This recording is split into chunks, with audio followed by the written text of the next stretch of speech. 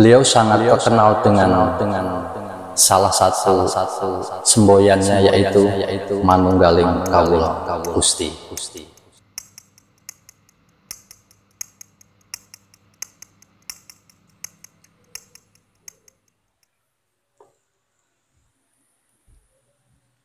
Assalamualaikum warahmatullahi wabarakatuh. Jumpa lagi dengan saya Ki Alam. Sudah cukup lama saya tidak di depan kamera, dan alhamdulillah malam ini saya menyempatkan untuk bisa berdiri di hadapan kamera, dan saya mengucapkan selamat menjalankan ibadah puasa. Semoga dengan puasa kita menjadi sehat jiwa dan raga, dan tentunya semoga bisa meningkatkan ketakwaan iman kita kepada Allah Subhanahu wa Ta'ala. Kali ini ada sebuah karya yang dulu pernah saya bikin di tahun 2017, dan lukisan itu pernah hilang selama 5 tahun. Sosok siapa yang saya visualkan di atas kanvas? Beliau salah satu ulama besar di era Wali Songo. Beliau salah satu tokoh yang sangat fenomenal. Beliau salah satu tokoh yang kontroversi. Bahkan sebagian masyarakat menganggap ajarannya sesat. Benarkah beliau mengajarkan ajaran-ajaran yang dianggap sesat? Dan beliau sangat terkenal dengan salah satu semboyannya yaitu Manunggaling Kawula Gusti. Pasti semua Anda telah tahu siapa beliau ya. Namun ada banyak versi yang tentunya berbeda-beda, baik dari kalangan masyarakat biasa, bahkan orang-orang tertentu yang membuat salah satu sejarah beliau. Dan kali ini saya ingin mengungkap dengan versi saya sendiri, dan tentunya ada sebagian yang saya ambil dari kutipan-kutipan dari buku dan orang-orang yang bercerita tentang keberadaan dan perjalanan beliau. Yuk kita simak. Beliau sangat dikenal dengan sebutan Syekh Siti Jenar atau Syekh Lemah Abang. Mengapa banyak sekali nama-nama beliau yang disandang, dan ada berapa nama-nama beliau yang menjadi gelar? Tentunya itu sebuah perjalanan panjang yang beliau capai, beliau tempuh hingga mendapatkan banyak gelar nama. Namun nama yang paling fenomenal adalah Syekh Siti Jenar. Dan menurut saya pribadi, Syekh Siti Jenar itu adalah sebuah sebutan atau ajaran yang dibawa oleh beliau. Dan nama Syekh Siti Jenar ini pertama disebutkan oleh Sunan Bonang, yaitu salah satu gurunya beliau. Sejak saat itu Syekh Siti Jenar menjadi nama yang sangat besar dan fenomenal, dikenal di seantero Nusantara. Menurut saya, Siti Jenar, Siti adalah bumi atau tanah. Jenar itu cahaya yang memancar dari langit. Jadi saya menyimpulkan Syekh Siti Jenar itu sebuah ajaran yang cahaya dari langit yang menyinari bumi. Jadi bukan sebuah nama, tetapi sebuah ajaran yang dibawa oleh beliau untuk menyinari seluruh masyarakat bahwa keilmuan beliau menuju langsung ke ilahiyah. Jadi menurut beliau mengajarkan sebuah keilmuan yang sangat dalam itu tidak harus bertele-tele, melainkan langsung, yaitu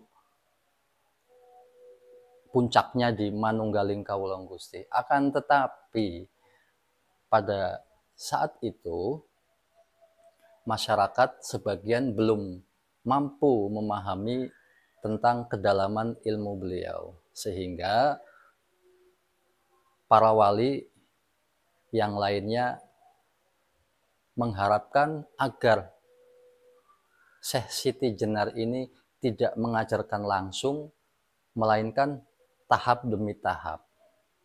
Sebelum kita melangkah ke ajaran-ajaran beliau, ada baiknya kita mencoba menelusuri dari mana sosok beliau dan siapa saja leluhur beliau, bahkan nama apa saja yang disandang oleh beliau selama perjalanan beliau hingga akhir hayat. Ada banyak catatan yang saya coba baca. Sebagian mengatakan Syekh Siti Jenar itu di masa kecilnya bernama San Ali. Konon, Syekh Siti Jenar lahir di daerah Pakuan Caruban yang dulu lebih dikenal dengan sebutan Astana Japura. Pada tahun 1426 Masehi, masa kecil beliau bernama San Ali, atau ada beberapa yang mengenal juga dengan sebutan San Ali Hasan Al-Ansor. Beliau putra dari seorang ulama Persia yang hijrah ke Malaka. Beliau bernama Syekh Saleh. Ketika di Malaka, beliau berdakwah dan mendapat sebutan Datuk. Jadi Syekh Datuk Saleh, karena di Malaka Datuk itu sebutan seorang sesepuh ya, atau seorang yang dituakan, seorang yang sebagai panutan dengan ajaran-ajaran keilmuannya. Dan rentetan ke belakangnya, simbahnya beliau bernama Syekh Isa Alawi.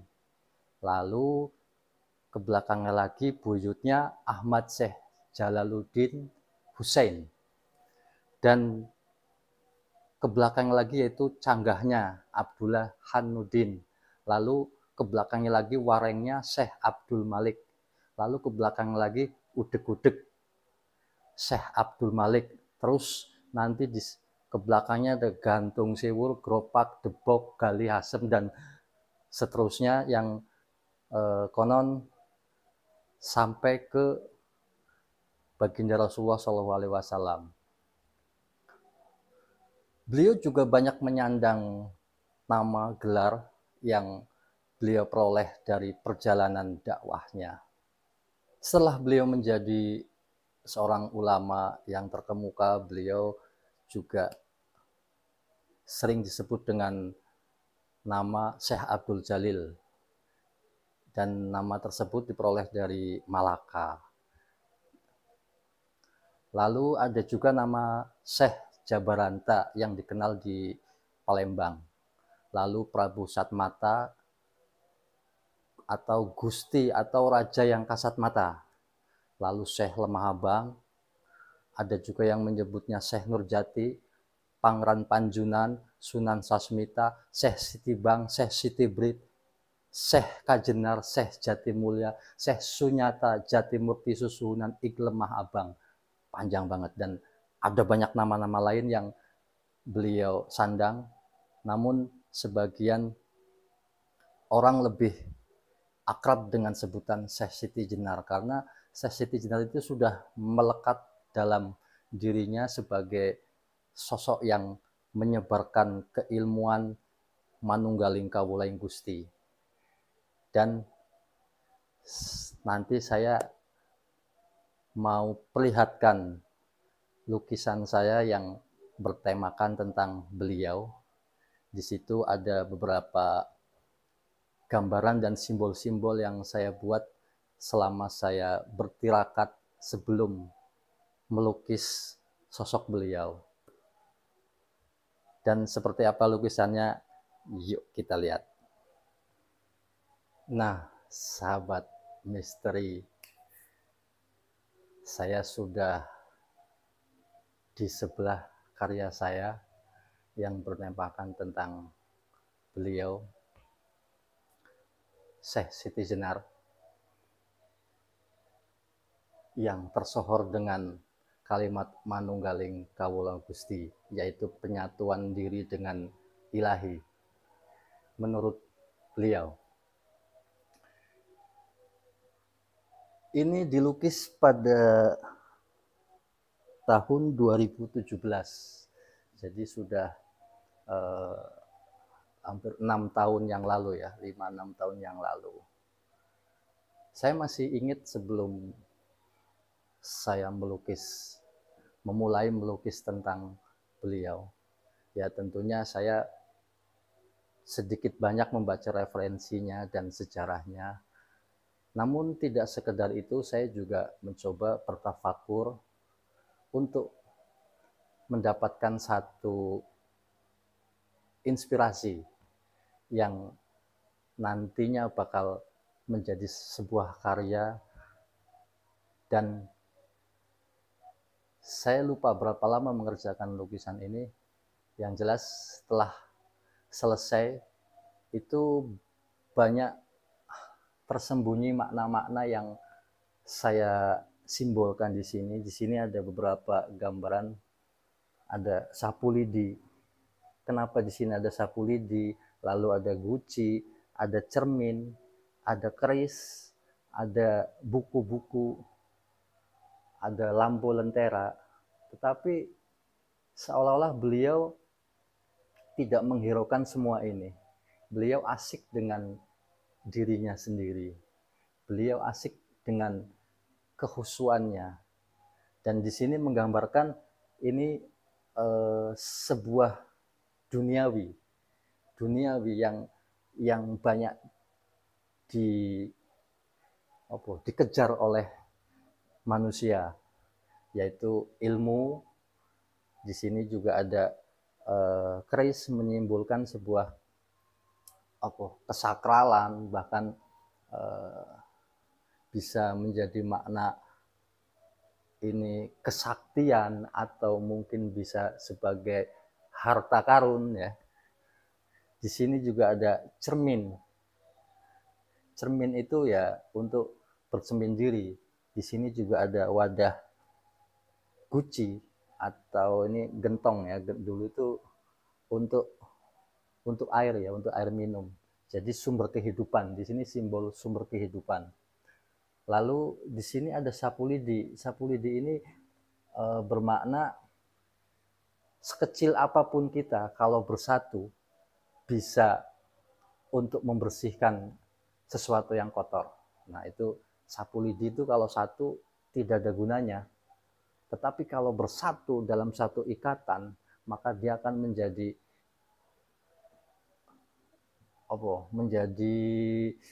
alat kebersihan yang tentunya yang dengan satu lidi tidak akan mampu membersihkan satu tempat, tapi dengan kebersamaan bisa. Nah, di sini juga ada tangga. Tangga ini juga salah satu simbol makna yang saya terapkan di sini. Di sini ada 7 lapis tangga. Ini bermakna untuk bahwa kita itu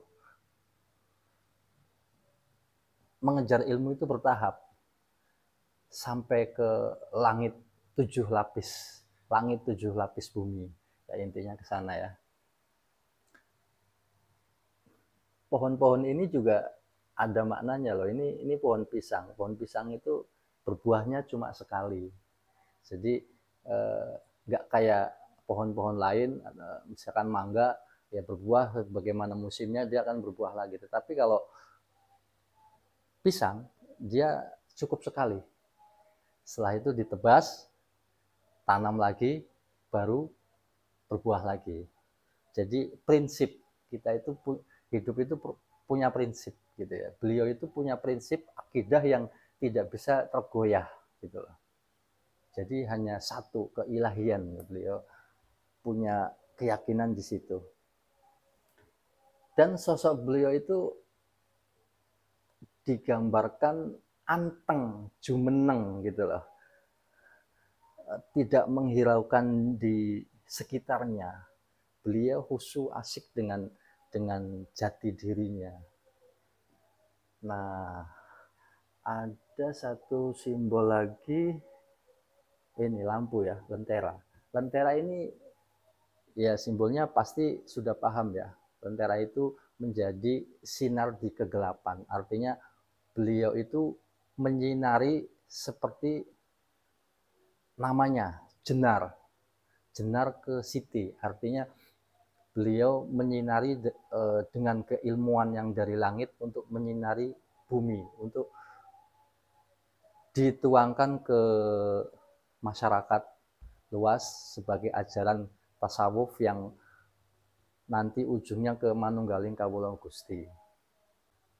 Ada banyak versi yang menyebutnya bahwa beliau itu seorang yang terlahir dari cacing.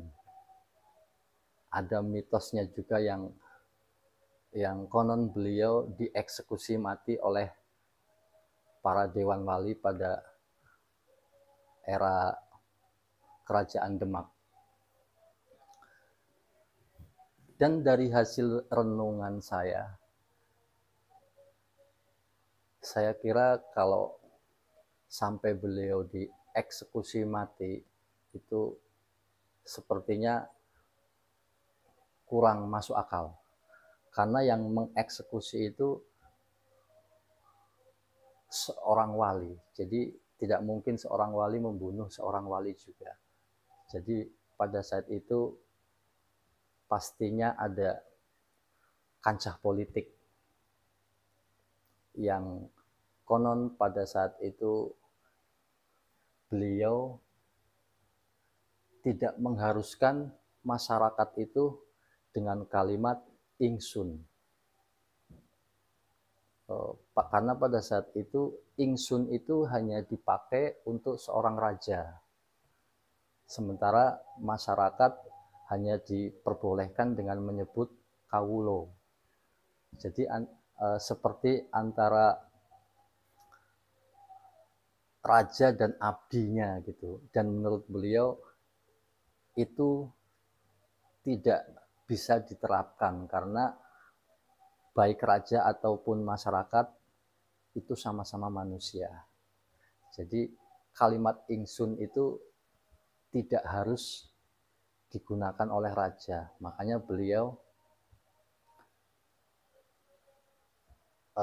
sering mengatakan dengan kalimat ingsun.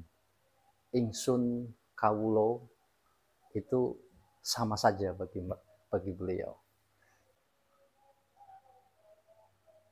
Ajaran yang paling terkenal yang beliau sebarkan yaitu manunggaling kawula ing Gusti. Tahapannya sangat panjang sebenarnya. Cuma karena kita hanya langsung mendengar kalimat manunggaling kawula Gusti, jadi langsung mencerna bahwa beliau menyebut dirinya Tuhan. Beliau adalah Allah. Allah adalah ingsun. Ingsun adalah Allah gitu. Jadi saat itu hanya dipetik kalimat ujungnya, tetapi rentetan awalnya tidak dipahami. Akhirnya sebagian masyarakat menganggap beliau sesat karena menganggap dirinya Tuhan. Padahal enggak seperti itu. Memang sangat pelik kalau kita membahas tentang keilahian. Nah, di sini saya tidak pantas untuk membahas ke sana karena itu ranahnya mungkin orang-orang yang lebih paham tentang ketuhanan. Kalau saya cuman sebagai pelukis. Tetapi saat saya melukis itu, apalagi tentang sosok Syekh Siti Jenar, itu sebuah ungkapan pribadi saya tentang kepribadiannya yang sedikit saya pelajari dan saya pahami. Ada satu kisah yang unik ketika saya melukis, seolah-olah saya berkomunikasi waktu kecilnya beliau. Beliau itu ya sama seperti anak-anak biasa bermain, tetapi yang masih teringat di benak saya itu beliau senang sekali dengan mainan itu apa, rebana, teterbangan ya. Bahkan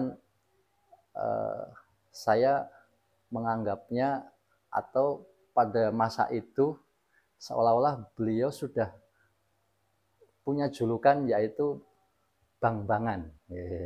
Atau mungkin itu juga salah satu cikal bakal menjadi Syekh Lemah Abang. Berawal dari bang-bangan, beliau suka teterbangan pada masa kecilnya dan beliau senang sekali dengan ilmu-ilmu tasawuf sejak kecil. Beliau seringkali berdialog dengan semesta. Beliau seringkali berbicara dengan selain manusia, dengan tumbuh-tumbuhan, dengan yang ada di hadapannya. Itu sejak kecil memang sepertinya beliau sudah sangat akrab dengan alam semesta. Dan di sini satu Guci ini sangat akrab sekali dengan beliau. Sejak kecil beliau itu senang banget minum dengan benda ini, karena emang kalau saya menyebutnya di kampung saya itu namanya gogok. kendi gogok ya, diisi air lalu didiamkan satu malam, itu besok paginya diminum itu seger banget. Nah, beliau tuh menurut penghayatan saya ketika saya melukis ya, beliau selain yang tadi saya sebutkan mencintai atau senang banget dengan bang-bangan, teterbangan, beliau senang sekali minum dengan air kendi ini. Dan dari kecil beliau memang gemar mencari ilmu, berguru ke siapapun gitu, yang bahkan bukan hanya pada tokoh-tokoh ulama besar, tapi di luar itu beliau tuh suka menyendiri dan pergi ke tempat-tempat yang sunyi, senyap di alam-alam semesta. Di situ beliau justru lebih banyak mendapatkan ilmu-ilmu yang tidak didapat oleh guru-gurunya. Jadi beliau berguru di alam semesta yang terbuka, di antara langit dan bumi. Beliau berdialog dengan semesta alam, dengan alam-alam lain selain alam dunia ini. Bahkan yang sering kita dengar dari ajaran beliau itu bahwa akhirat itu adalah dunia ini. Ini adalah alam kematian. Alam langgeng itu yaitu alam rohani yang ketika kita sudah lepas dari jasad, maka itu sesungguhnya kehidupan yang abadi. Yang dimana ketika di satu alam roh, kita tidak membutuhkan apapun. Tidak membutuhkan sandang, pangan, apalagi kehormatan. Itu semuanya lepas. Hanya aku dan Ilahi Robbi. Itu menurut yang saya pelajari dari sosok Syekh Siti Jenar. Nah, demikian tadi sedikit ulasan tentang lukisan Syekh Siti Jenar, dan ini bukan versi sesungguhnya. Ini adalah sebuah gambaran di mana imajinasi dan inspirasi saya menuangkan sosok seorang Syekh Siti Jenar dengan keteguhannya dan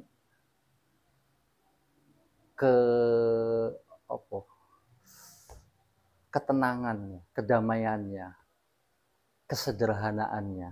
Meskipun beliau seorang pembesar, namun beliau lebih senang dengan kesendiriannya. Dan lukisan ini ditemukan setelah 5 tahun menghilang. Ya, raib pada saat itu diambil orang ya. Tapi nanti akan saya ceritakan bagaimana lukisan saya bisa hilang sampai 5 tahun dan kembali lagi di tangan saya, alhamdulillah. Dan lukisan ini banyak yang naksir juga, cuman belum bisa saya lepas. Mungkin belum sehati atau belum klik dengan hal-hal tertentu. Oke, terima kasih. Wassalamualaikum warahmatullahi wabarakatuh.